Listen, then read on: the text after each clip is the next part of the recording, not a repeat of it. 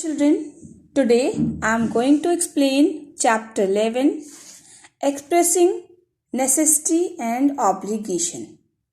Let's see the chapter.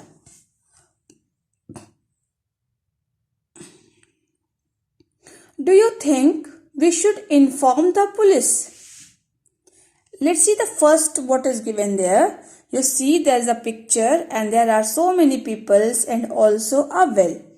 Let's see the conversation of the people. A child has fallen into the well. We need to save him soon at any cost. We have to. To know that, we need to send down a remote camera. How do we know if he is alive? To know that, we need to send down a remote camera. Do you think we should inform the police?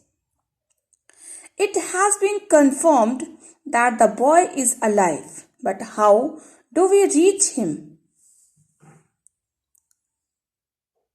Before we talk about reaching him, we need to send in some supply of oxygen. The child needs to breathe to survive. No, the child is not responding to calls.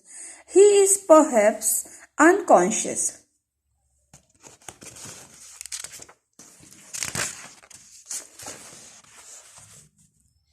We have to dig a parallel well and then connect the two wells.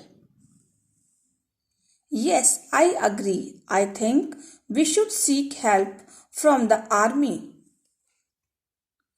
For any help from the army, we have to speak to the commanding officer.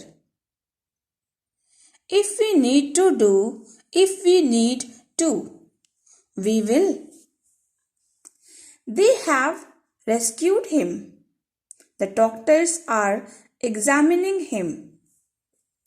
The boy is alive. He needs to be shifted to a hospital immediately. He must be put in a warmer environment. The army has to be congratulated on the successful operation. Children, you see in this chapter, we have seen in many places need, should is used in this chapter. So you know children, for obligation and need we use for express the necessity or the obligation we should use should and need.